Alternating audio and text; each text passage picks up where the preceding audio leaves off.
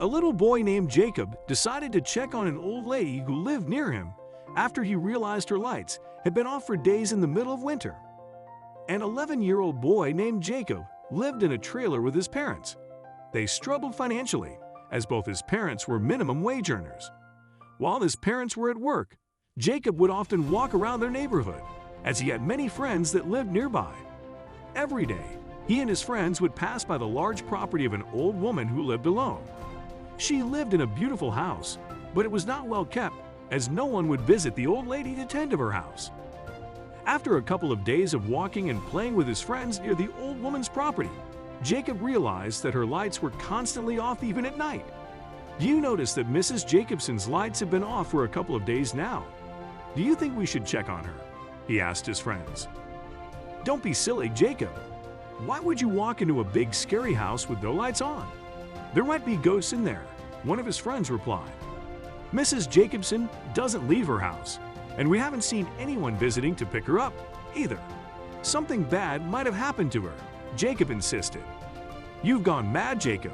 If you want to check on her, do it yourself. I'm not going anywhere near that scary property, another one of his friends replied, laughing. At that, Jacob didn't hesitate to walk towards the door. He knocked, but no one opened. Suddenly, he saw a letter by the foot of the door and saw that the date was from a few days ago. He walked back to his friends quickly and said Mrs. Jacobson hasn't gone out of the house in days. We have to get help. Jacob ran home and told his parents about what he saw. His mom shrugged it off, saying she might have just gone on a vacation. Maybe she visited her son Adam in New York. Everyone knows he's a big shot lawyer there, she explained. The smart boy wasn't convinced. He knew that Mrs. Jacobson's son never visited her, and it'd be difficult for her to travel all the way to New York alone. He decided to borrow his mom's cell phone to search for Adam's number on the internet. When he found it, he decided to call. This is attorney Adam Jacobson. How may I help you? A man on the other side of the line answered. Hello, attorney Jacobson.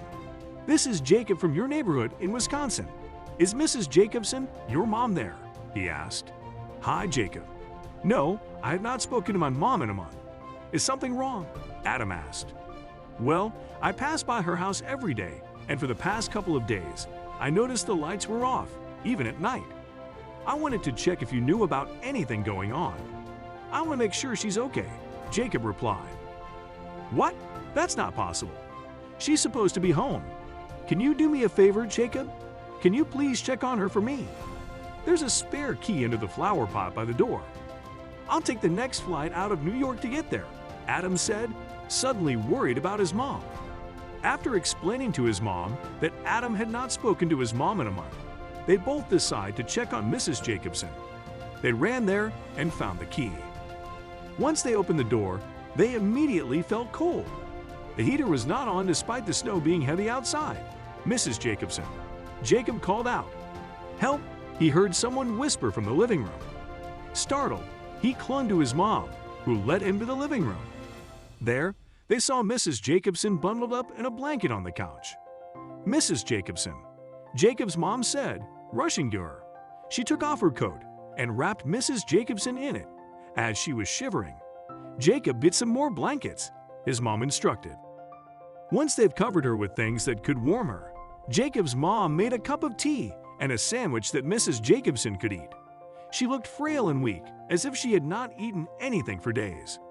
Jacob's mom called 911, and an ambulance took her to the hospital.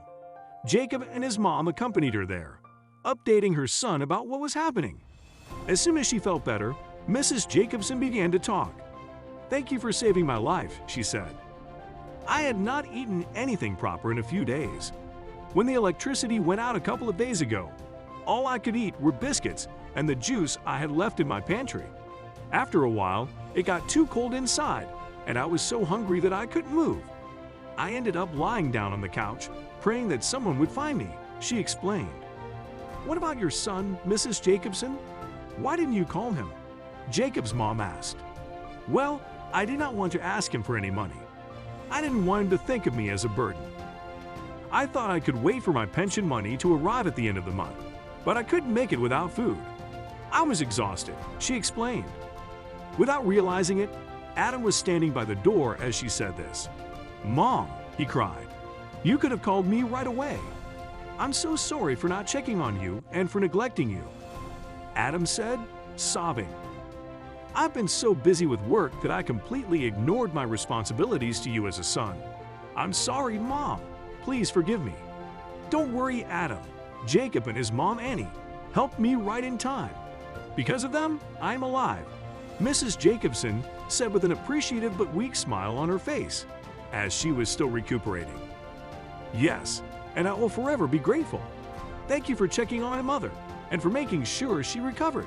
"Thank you," Adam said, looking Jacob and his mom straight in the eyes to show his sincerity. Mrs. Jacobson stayed in the hospital for a couple of days, and her son Adam took over her care. Before she was discharged, he decided to let her know of what was to come. "Mom, you won't have to be alone any longer," Adam said. "You'll live with me in New York, where you'll be happy and taken care of by me, my wife, and your grandchildren. We love you, Mom. We're sorry it took us so long to get you," he announced. Mrs. Jacobson couldn't help but cry. All she ever wanted was to spend the rest of her days close to her loved ones. She never thought she'd get to live with them every day. "What about my house here?" she asked. Although she didn't want to live alone, the house still had a special place in her heart, as it is where she and her late husband raised Adam. She didn't want it to be torn down and sold. "Well, I asked my assistant to check on Jacob and his family. It turns out they've been struggling and have been living in a trailer. I figured we can leave the house to them, and they can sell the trailer and use the money they earn for their everyday needs," Adam suggested. "That's a great idea, sweetheart," Mrs. Jacobson agreed.